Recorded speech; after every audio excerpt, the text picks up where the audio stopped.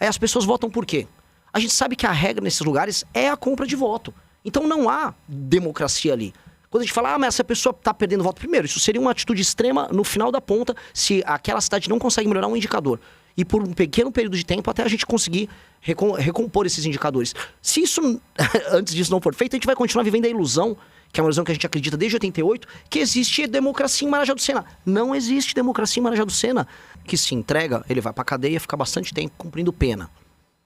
Bandido que não resolve se entregar e tá segurando um fuzil e tá ocupando territorialmente uma área do Brasil de maneira ilegítima, ele basicamente vai morrer.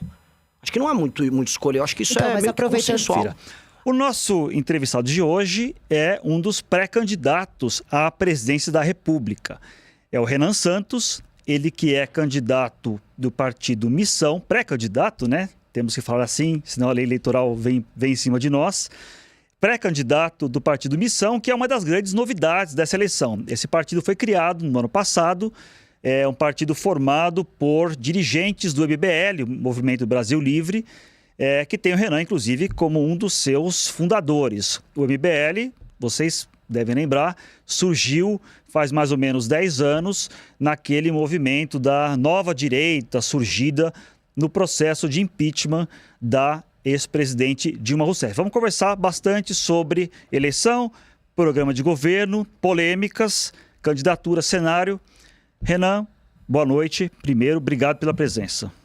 Primeiro, boa noite. Muito obrigado, Fábio. Muito obrigado, Carla, também, pela oportunidade de falar com vocês. Uma honra estar aqui com a turma do UOL, a turma da Folha, fazem um grande trabalho. E, enfim, esperamos discutir muita coisa. Polêmicas, incluso, claro. Renan, as primeiras pesquisas que surgiram estão te dando na casa de 2% mais ou menos das intenções de voto, algumas um pouquinho mais, umas um pouquinho menos, mas um pouco nesse patamar que você se encontra. Eu quero te perguntar primeiro, como é que você pretende crescer e se tornar uma alternativa viável de candidato, sendo que é um partido ainda jovem, que ainda em formação, talvez, sem uma estrutura de palanques estaduais robusta, sem direito de participar de debates, por exemplo, na campanha, sem tempo de TV. Fica a dúvida, é uma candidatura para valer ou é uma candidatura para marcar posição e apenas mostrar que existe um novo partido? Olha, assim, se fosse para apenas marcar posição, contribuir com o debate, eu não estaria me desgastando tanto quanto eu estou fazendo. Eu estou rodando o Brasil de carro. Com o dinheiro oriundo de doações das pessoas que estão colocando uma esperança muito grande na pré-candidatura. Essas candidaturas para marcar posição, como fazer, vamos dizer, política nacional num país continental como o Brasil é naturalmente caro, elas só vão ser possíveis em partidos grandes. Então, num partido como a Missão, fazer de fato uma pré-candidatura, rodar um estado inteiro como nós fizemos no Ceará, Maranhão, Rio Grande do Norte, é só realmente sonhando em vencer as eleições. E o plano é bem claro, eu tenho um inimigo apontado, que é desconhecimento. Quanto mais as pessoas me conhecem, é fácil convertê-las para as nossas propostas. Então eu tenho que derrotar esse desconhecimento. Mesmo no MBL, quando, enfim, eu fui um dos fundadores do partido e do movimento, eu não era um dos 10 mais conhecidos. Eu sou uma liderança natural, eu fundei o partido, mas eu nunca foquei na minha própria marca pessoal, falar de maneira mais como um produto, vamos colocar assim. Então, quando eu comecei a rodar o Brasil, eu precisava encarar esse problema. E o que a gente viu? Alguns institutos, como o Atlas, me colocam entre jovens de 16 a 24 anos em segundo lugar. Quando a gente faz um recorte, homens entre 16 a 24 anos, eu estou em primeiro lugar. Ou seja, onde a minha mensagem chega fácil, ela consegue, vamos dizer, encantar corações e mentes. Há uma questão de linguagem, uma questão de geração, natural, faz parte do processo, mas a mensagem é muito forte. E aí houve uma preocupação, houve uma matéria sobre isso, do Lula com relação à perda de eleitores mais jovens para mim no Nordeste e dos Bolsonaro nesse mesmo sentido. Então, aqui aponta um sucesso da fórmula e é aí que eu pretendo crescer. Se eu chego nos 2 dígitos, e eu estou trabalhando para isso, tem até algumas pesquisas que já me colocam próximo dos 5%, saiu uma Nexus hoje com 4% e arredondando a última Atlas eu estava com 5%, que se eu seguir esse caminho, continuar me tornando mais conhecido no Brasil, eu busco os 10%. Se eu buscar os 10%, aí o jogo abre. Carla? Renan, boa noite. Obrigada pela presença. O senhor colocou aí um inimigo em comum, esse desconhecimento, mas o senhor se declara de direita e faz críticas ao Bolsonaro, né? O senhor acha que dá para vencer atacando, digamos assim, o Bolsonaro mesmo. E porque uma avaliação que se faz é que esse racha, digamos assim, na direita acaba favorecendo o ex-presidente Lula. Entre Lula e Bolsonaro, dá para ter esses dois inimigos? No caso do Flávio Bolsonaro, você não vai precisar desses votos dos bolsonaristas? Eu tô buscando um eleitor jovem, um eleitor... Primeiro, né? A gente tem que fazer, como se diz assim... Tudo tem que ser por etapas na vida. Primeiro tem que buscar as pessoas que estão mais intelectualmente abertas a propostas diferentes. Novamente, eu não preciso convencer agora 50% do eleitorado. Eu tenho que buscar as pessoas que querem propostas novas. Isso se encontra entre pessoas mais jovens, pessoas que veem problemas políticos que atingem elas na vida, nas cidades, nos estados delas, e que não veem respostas nem no Lula nem no Flávio. Se eu chegar numa pessoa no Maranhão que está sem esgoto na cidade dela, ou um produtor rural que precisa levar a sua produção de uma cidade a outra, eles querem saber da estrada ou de um prefeito decente. E não se vai haver anistia para a família Bolsonaro, ou se vai vir um novo pé de meia. Então, entregar respostas para essas pessoas me dá acesso a um eleitorado que eventualmente é um eleitorado do Lula, é um eleitorado do Flávio. Em Santa Catarina, eu tomei eleitores do Flávio Bolsonaro, de maneira clara. E no Maranhão, eu fiz a mesma coisa com o Lula. Eu não estou preso nesses dogmas. Eu acho que é bem possível a gente buscar eleitor nessas duas searas. E também é um eleitor independente. É um eleitor que está procurando uma proposta nova, uma agenda nova. E eu estou ressoando bem com eles. Só para, assim, finalizar de uma maneira interessante, saiu uma pesquisa Nexus, eu estava vendo ela hoje, e fala assim, se o Renan não for para o segundo turno, em quem o eleitor dele vota? 45% declara que votaria nulo, 36% diz que votaria no Flávio e 20% no Lula. Ou seja, é uma espécie de um equilíbrio. Eu estou buscando eleitores em todas as searas. Eu acho que isso é sintoma de algo novo no ar. Tem algo novo acontecendo que escapa dessa dependência. Eu não vou precisar ficar fazendo igual o Zema ou o Caiado, de... Para ter uma opinião, eles têm que pedir um pedágio pro Bolsonaro. Eu gosto muito do Bolsonaro, tá? Mas eu sou candidato. Eu não tô afim de fazer isso. O senhor tem, a gente percebe, uma estratégia digital muito ativa, né? Isso já vem, é um legado do próprio MBL, que sempre foi muito ativo em redes sociais, junto ao público jovem, e a gente percebe um esforço, como o senhor está falando, de se tornar conhecido, de se colocar como candidato do grande público. E aí há uma estratégia de dar muitas declarações de impacto, fazer barulho, gravar vídeos que dão repercussão. Eu vou citar alguns exemplos aqui que eu colhi nas suas redes sociais de declarações muito polêmicas que o senhor deu, e algumas até que levantam até questionamentos. Por exemplo, o senhor gravou um vídeo em Mossoró, no Rio Grande do Norte, em que o senhor fala que vagabundo se trata na bala, se mata, se elimina. Aí depois o senhor também deu uma declaração, quando o senhor fala do Flávio Bolsonaro, que tem que acabar com a raça do Flávio Bolsonaro. Depois o senhor falou que era uma coisa mais assim, metafórica, mas enfim, está lá a declaração. Uma declaração famosa também é quando o senhor esteve no Maranhão, dizendo que os maranhenses votam mal, por isso tinha que ter um interventor no Maranhão. Esse tipo de estratégia, né, de tentar chocar talvez a população, isso não pode se voltar contra o senhor lá na frente quando se for analisar se é um candidato sério, para valer, de credibilidade? Na verdade, que não busca só lacrar, desculpa. Mas não é nem uma lacrada, eu realmente acredito nisso e não foi muito como estratégia. Se eu for olhar a estratégia clássica que os marqueteiros recomendam, eu deveria ir em Mossoró ficar falando, povo bom, eu vou cuidar de vocês, que é a estratégia de 99% dos políticos, inclusive os da direita. Quando eu fiz esse vídeo em Mossoró, eu estava falando sobre a história que a população de Maranhão de Mossoró teve, no enfrentamento ao banditismo local, às gangues, inclusive no período do Lampião. E puxar esse orgulho próprio, porque a população local hoje se vê vítima do crime organizado. Então a gente tem que puxar, inclusive, um orgulho histórico deles, e eu quero reviver isso neles. Quando eu falei do Flávio Bolsonaro, se eu falar em termos literais, seria o que acabar com a família Bolsonaro do norte da Itália, a etnia deles? Não é. Eu estou falando, novamente, de uma superação política de uma família que faz muito mal à direita brasileira. O terceiro ponto é o maranhense votar mal. Isso, e daí? E uma intervenção, um interventor, quer dizer, você acabar com a eleição direta para governador. Em última instância, a gente está trazendo essas discussões, sim. Qual foi o aspecto positivo das classes políticas do Maranhão para o Maranhão? Da sequência Sarney e Dino, as duas grandes, vamos dizer, os dois grandes exemplos de modelos políticos oligárquicos locais. Eu vi todos os municípios que eu pude visitar no Maranhão. A classe política do Maranhão ela é parasitária. E eu estou propondo uma reforma que eu estou chamando de lei de responsabilidade gerencial, que endereça essa questão nos municípios e nos estados. E a última punição é a ideia de colocar um interventor no município, não punição para a classe política, porque a população seria uma libertação.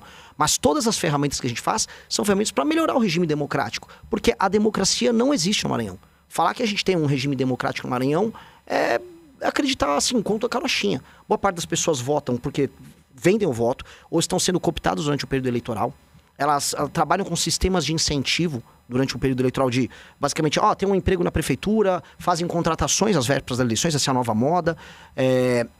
Shows dos mais estúpidos, dos mais inúteis. A gente tá falando de mais de 5 bilhões de reais gastos em shows e festas locais. Mas acabar com a democracia é uma maneira de resolver a democracia? Não é acabar com a democracia. Se você não tem um governador eleito? Não estou falando isso. Estou falando, eventualmente, se você não consegue cumprir indicadores básicos no município. Vamos dar um exemplo. Eu visitei Marajá do Sena. Os índices de desenvolvimento humano são baixíssimos em Marajá do Sena. Não há atividade econômica concreta em Marajá do Sena. Primeiro, então, entra um prefeito Marajá do Sena, eleito, bem constituído, e esse prefeito tenta entregar esses indicadores, que é o que a gente quer estabelecer na nossa lei de responsabilidade gerencial. Se esse prefeito consegue entregar os indicadores, muito bom. Agora, o que ele não vai poder fazer, é o que eles fazem hoje, ele pega uma prefeitura com 10% de saneamento e entrega com 9% de saneamento. Os sistemas, vamos dizer, de prover água, ou vamos colocar a educação no ranking do SAEB, baixíssimos. Ele não melhora nada. Só que chega a véspera da eleição, ele compra o voto da população e se reelege. Pois bem, se ele não cumprir indicadores mínimos, ele não vai poder participar da reeleição. Outra pessoa participa da eleição. E os indicadores, o sistema a gente está desenhando para ser uma legislação muito simples e objetiva, com critérios que qualifiquem a democracia. Porque hoje, em lugares onde as pessoas são muito humildes, elas vão votar pensando no estômago, com medo de perder o emprego, com medo de perder a renda, porque a classe política local, parasitária, ela própria, não liga para a melhoria na vida dessas pessoas. Então, a democracia, nominalmente há, mas de fato não há. A democracia, quando surgiu na Grécia, ela tinha como pressuposto a ideia de que eram homens livres participando disso. Infelizmente, boa parte da população nos lugares mais pobres do Brasil não são tratados como pessoas livres. São tratados como vassalos. E a gente precisa entregar a cidadania para essas pessoas. Mas o senhor não acha que, de certa forma, é tirar o poder do voto dessas pessoas? Porque se tem uma coisa na democracia que a gente tem que vale para pobres, ricos, mulheres, homens, é o voto. E aí, se o senhor avalia, olha, esse prefeito não fez um bom trabalho, então agora a população não vai ter direito a votar nele. Não fica estranho essa intervenção com a democracia? Muito pelo contrário. Novamente eu falei, uma intervenção no município é só num caso muito grave, em que aquele município não está atingindo por 8 anos um indicador de desempenho. Agora, nos primeiros 4 anos, se um prefeito não consegue entregar essa melhoria nos indicadores de desempenho, e aí ele aparece na pesquisa com 50%, 60%, entendam, essa é a regra. É isso que acontece em todo o Brasil. Os prefeitos nessas cidades pequenas, com péssimo IDH, eles se reelegem. O que eu estou fazendo é, olha, esse prefeito não vai poder concorrer à reeleição. Não melhorou um indicador, vive de repasses federais e não consegue melhorar a vida das pessoas. Aí as pessoas votam por quê? A gente sabe que a regra nesses lugares é a compra de voto. Então não há democracia ali. Quando a gente fala, mas essa pessoa está perdendo voto, primeiro, isso seria uma atitude extrema no final da ponta, se aquela cidade não consegue melhorar um indicador. E por um pequeno período de tempo, até a gente conseguir recompor esses indicadores. Se isso, antes disso não for feito, a gente vai continuar vivendo a ilusão, que é uma ilusão que a gente acredita desde 88, que existe democracia em Marajá do Sena. Não existe democracia em Marajá do Sena. Gente, agora, não existe democracia em maior parte das cidades pequenas do Brasil. Candidato, outra pré-candidato. Pré-candidato, TSE não fui eu. Sou eu que estou falando.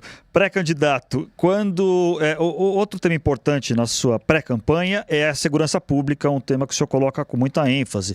Quando o senhor fala que vagabundo se trata na bala, se mata, se elimina, isso não é uma atualização do velho ditado de que bandido bom é bandido morto? E eu pergunto, bandido bom é bandido morto? Bandido bom que se entrega, ele vai pra cadeia e fica bastante tempo cumprindo pena. Bandido que não resolve se entregar e tá segurando um fuzil e tá ocupando territorialmente uma área do Brasil de maneira ilegítima, ele basicamente vai morrer. Acho que não há muito escolha, eu acho que isso é meio consensual. Assim, pense uma nação, se os Estados, só um ponto, se os Estados Unidos permitiriam que um bairro, que o Queens fosse tomado por uma facção e a facção fizesse, vamos dizer, a segurança no Queens. Isso é inimaginável numa nação séria. Se a China permitiria que um bairro em Xangai tivesse isso, a gente não pode permitir isso no Brasil. E aí uma pessoa que está fazendo essa ocupação territorial, ou ela vai presa e se entrega, se ela não quer se entregar, ela acaba morrendo, é o básico. Então, pegando uma declaração que o senhor falou também que quer apenas prender e matar as lideranças do crime organizado. Mas, de novo, essa questão, o senhor está explicando agora melhor, né? Se não se entregar, vai morrer. Mas desse jeito que o senhor fala, não parece… Aí eu quero saber a sua opinião em relação à pena de morte. O senhor imagina, se eleito, colocaria a pena de morte como uma pauta do Brasil para a gente enfrentar ela, já que o senhor está defendendo nesse caso…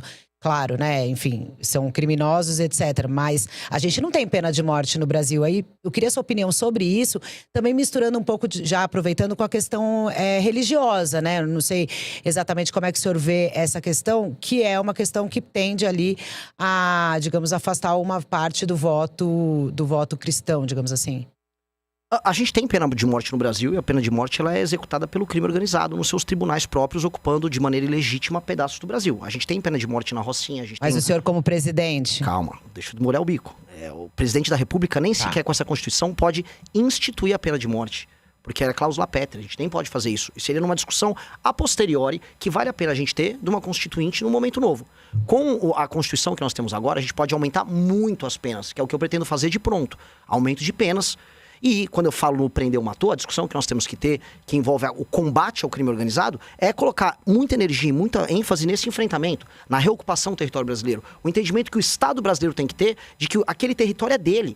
Veja, cara, tem uma coisa que me choca quando eu ando no Rio de Janeiro, quando eu vejo, por exemplo, generais, já tive reuniões com membros das Forças Armadas que vão naqueles clubes militares, perto da orla ali. E aí eles vão nas reuniões, mas ele próprio militar, cuja função primordial é a defesa do nosso território, ele tenta evitar os territórios ocupados pelo crime. Ele mesmo sabe que aquele território brasileiro que ele deveria constitucionalmente defender não pertence ao Brasil.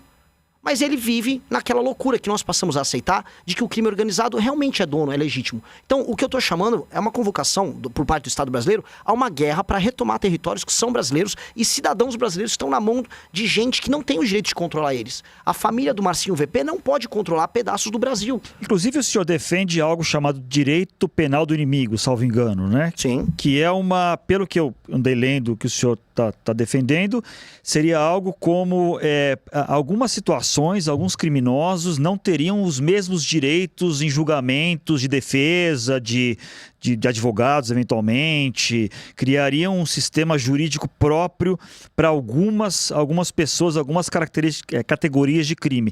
Isso é factível, tendo em vista a nossa Constituição, que defende a ampla defesa, que defende o direito das pessoas, rebaterem acusações, o direito de não serem atropelados pelo Estado? Que tipo de proposta é essa que criaria um sistema judicial paralelo? Não é um sistema judicial paralelo. É um enquadramento específico para entidades e grupos que têm, vamos dizer, indivíduos ali pertencentes, como uma facção criminosa ou um grupo terrorista, que merecem um tratamento diferente, dado que eles não aceitam, e essa é a premissa da teoria do Günther Jacobs, que é o autor da tese, eles não aceitam a autoridade do Estado e fazem um combate eminentemente político e existencial ao Estado, e estão em permanente cometimento de crime. Uma facção criminosa, com seus membros que estão ocupando, por exemplo, um bairro, eles estão em permanente cometimento de crime. Aquela ocupação, ela é uma anomalia jurídica. E aí o Estado brasileiro não pode tratar aquela pessoa que está, vamos dizer, ocupando o Complexo da Penha como um ladrão de galinha, como uma pessoa que teve uma briga de trânsito. Mas isso não é inconstitucional? Não, claramente de maneira inconstitucional? Alguma. Não é inconstitucional, Zanin. Não é constitucional. É um enquadramento que você tem que fazer dentro da lei brasileira, estabelecendo um tipo penal para que essas pessoas que são... Aí você faz o levantamento junto com a Polícia Federal, junto com a BIM, as pessoas que fazem parte das facções criminosas. Estabelece-se por lei, junto com o Congresso Nacional, essas são as facções que vão ficar circunscritas e tem que ser uma definição muito, muito clara e muito precisa. Essas facções terão um tratamento diferente. Outros países conseguiram fazer. A Dinamarca conseguiu fazer. A Dinamarca separou membros de uma determinada quadrilha como parte, vamos dizer, de um organismo anômalo. O que eles chamam, o Günther Jacobs, e a gente precisa entender, é o direito penal de terceira velocidade. Ele tem que ser veloz, a gente tem que ter medidas que sejam rápidas e enfático com esse tipo de bandido. Não dá para eu chegar para um membro do Comando Vermelho, ele tá com um fuzil na mão, não, mas eu tenho aqui minha presunção de inocência. Um sujeito que tá com um fuzil, um sujeito que tá fazendo uma ocupação territorial, o chefe de uma facção, ele não tem presunção de inocência. Ele é um inimigo do Estado, igual o Osama Bin Laden igual qualquer terrorista é. Ele é anômalo, ele está numa posição anômala. Isso é um fenômeno, vamos dizer, que o direito começou a discutir, especialmente com o surgimento de organizações terroristas no século passado, anos 70 e 80, para responder a essa demanda. E é legítimo que exista isso e a gente precisa ter isso. Até porque uma pessoa que está cumprindo a lei e eventualmente comete um delito, ela tem o direito de defesa dela garantido. Agora, uma pessoa que faz parte de uma facção que está permanentemente violando direitos humanos, não. Carla. Agora, por exemplo, nessa discussão de segurança pública, um dos debates que é feito hoje aqui é sobre a existência ou não de um ministério dedicado para isso. E uma das discussões, quando se fala em segurança pública, o principal entrave é que, pela Constituição, é de responsabilidade dos estados, né? Enfim… Pensando, né, nas propostas que o senhor está colocando aí, como é que o senhor vê essa possível integração entre as polícias numa realidade atual que não existe ainda, né? Há uma desconfiança geral por parte de todos os governadores de que um poder central, que o governo central no Brasil possa controlar todo o poder de polícia, retirar as autonomias dos estados e aí você ter um perigo ditatorial. Essa foi toda a discussão que houve na política brasileira no começo dos anos 2000 sobre um eventual controle que o PT queria exercer sobre as polícias. Essa já não é uma discussão nova. E agora, quando houve essa discussão agora sobre novas políticas penais ao longo do último ano, rolou esse tema. E é uma preocupação geral, todos os governadores têm. Porém, a preocupação oposta. Eu tive no Ceará, eu tive na Bahia, eu tive em vários lugares em que o que a gente via era uma leniência dos governadores no enfrentamento ao crime. Acho que o caso do Ceará é o caso mais assustador. Inclusive, o número de homicídios a cada 100 mil habitantes no Ceará é bem pior, por exemplo, que o do Rio de Janeiro. E ali o governo federal vai precisar fazer alguma coisa. Você vai precisar de uma ação integrada do governo federal quando você vai enfrentar um organismo anômalo como o PCC, para permitir que você consiga integrar. Vou dar um exemplo. O PCC, ele pega uma droga que vem do Mato Grosso do Sul e exporta por São Paulo, pelo Porto de Santos. Então eu vou ter que atuar em parceria com o governador do Mato Grosso do Sul, o governador de São Paulo. Um exemplo específico. Comando Vermelho são ações mais localizadas. Há o papel do governador que, com novas leis penais e leis de processo penal e o trabalho sério com a polícia, ele vai poder debelar, e a maior parte dos governadores vão poder debelar. E há lugares em que o governo federal vai ter que atuar aí de maneira, vamos dizer, muito séria, para recuperar os territórios e garantir o direito humano do brasileiro comum quando o governador não cumprir esse papel. Um exemplo, se o governador do Ceará, eu dei esse exemplo recentemente, se o governador do Ceará não resolver cumprir o que está disposto na Constituição brasileira, que é ele guardar a segurança da população do Ceará, o governo federal vai fazer. Eu coloco as cidades que estão hoje sob comando do Comando Vermelho dentro de um estado de defesa. E aí eu tomo o controle da polícia local e aí o governo federal faz esse papel. Se o governo estadual resolver atuar bem, maravilhoso, eu tô lá para cooperar. Se ele resolver não atuar, aí nós vamos atuar. Obrigado por assistir, inscreva-se no canal, curta e compartilhe. Até a próxima!